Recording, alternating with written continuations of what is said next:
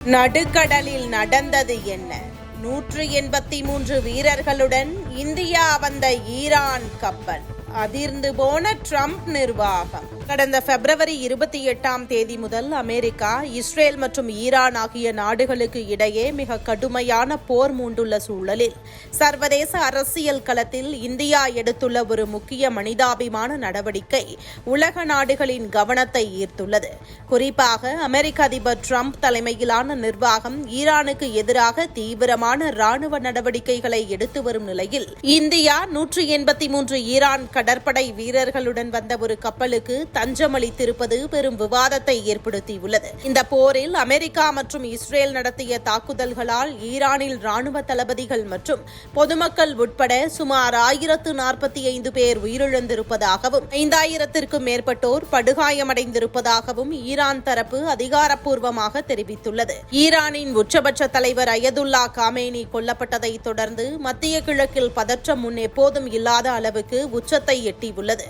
இதன் விளைவாக ஈரான் தனது தாக்குதலை அமெரிக்காவின் நட்பு நாடுகளான சவுதி அரேபியா, கத்தார், ஐக்கிய அரபு அமீரகம் மற்றும் பக்ரைன் ஆகிய நாடுகள் மீதும் தொடுத்து வருகிறது. இத்தகைய போர் சூழலில் ஈரானின் மற்றொரு கனரக போர்க்கப்பலான IRIS லாவன் கொச்சி துறைமுகத்திற்கு வர நேர்ந்தது. சர்வதேச கடற்படை அணிவகுப்பில் பங்கேற்பதற்காக இந்த பகுதிக்கு வந்திருந்த இந்த கப்பலில் எதிர்பாராத விதமாக தொழில்நுட்ப கோளாறு ஏற்பட்டது.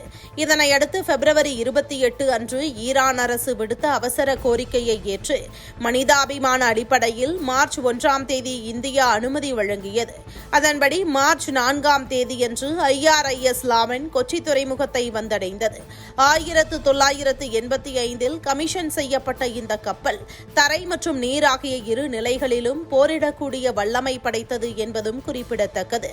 இந்த கப்பலில் இருந்த 183 பணியாளர்களும் தற்போது கொச்சியில் உள்ள இந்திய கடற்படை முகாம்களில் பாதுகாப்பாக தங்க வைக்கப்பட்டுள்ளனர். இதே நேரத்தில் இலங்கையும் IRINS புஷர் என்ற மற்றொரு ஈரான் கப்பலுக்கு திருகோணமலை துறைமுகத்தில் அனுமதி அளித்து அதில் இருந்த 208 வீரர்களை பாதுகாப்பாக வெளியேற்றியுள்ளது. ஈரானின் வான் பாதுகாப்பு மற்றும் கடற்படை வலிமை முற்றிலும் முடக்கப்பட்டு விட்டதாக அதிபர் ட்ரம்ப் அறிவித்திருக்கும் நிலையில் இந்தியாவின் இந்த செயல் அமெரிக்காவுக்கு ஒருவித நெருக்கடியையும் ஆச்சரியத்தையும் கொடுத்துள்ளது. அமெரிக்காவின் எதிர்ப்பையும் மீறி ஒரு போர்ச்சூழலில் காயமடைந்த அல்லது ஆபத்தில் சிக்கிய வீரர்களுக்கு புகலிடம் அளிப்பது இந்தியாவின் நடுநிலையான வெளியுறவு கொள்கையை உலகிற்கு பறைசாற்றுகிறது.